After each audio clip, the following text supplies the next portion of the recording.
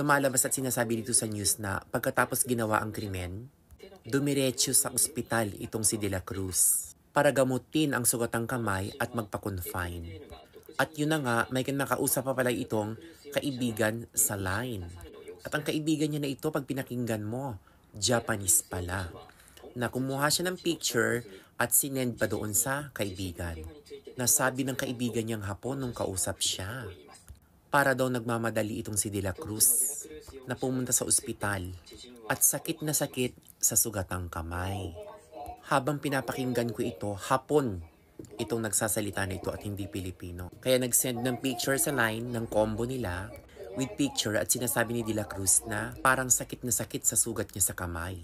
So balik na naman ulit tayo dito kung saan nangyari o naganap ang krimen. Ito yung bahay sa Adachi-ku na naimbestiga nila na ang dugo palang nakuha o kaya naimbestiga ng dugo ay sa genkan nakuha. Ibig sabihin sa pintuan papasok. Na ang dugong nakuha sa imbestiga ay nag-match sa DNA test ng dugo ni De La Cruz. At eto na nga at nagawa pa nitong news network na ma-interview ang nanay ni De La Cruz sa Pilipinas.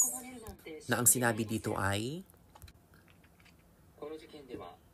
hindi daw yata makapaniwala yung nanay na magagawa ng anak niya ito. Ito na naman uli ang picture nila, pinalabas dito, nakalagay, Yog siya niya. Ibig sabihin, suspect pa lang sila.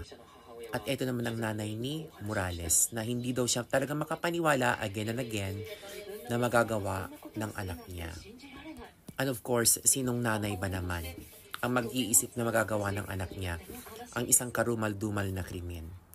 Kaya masasabi natin ang krimen na ito is marami talagang question mark. At ito naman pala ang istorya nila.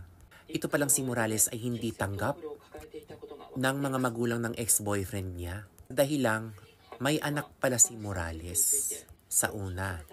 Kaya ang magulang ng ex-boyfriend niyang Hapon na 30 years old, hindi siya tanggap. Ito naman pala ang dahilan kaya naghiwalay si Morales at ex-boyfriend niya dahil hindi nga tanggap ng magulang. At sinabi ng nanay ni Morales dito na nakausap niya si Morales na isang beses lang daw na nakita ni Morales ang mga magulang ng ex-boyfriend niyang Japanese.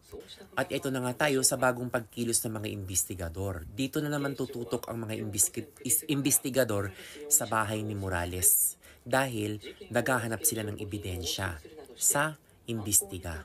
Nakakaloka ang mga investigador sa Japan. Talagang mabusisi sila. Kaloka.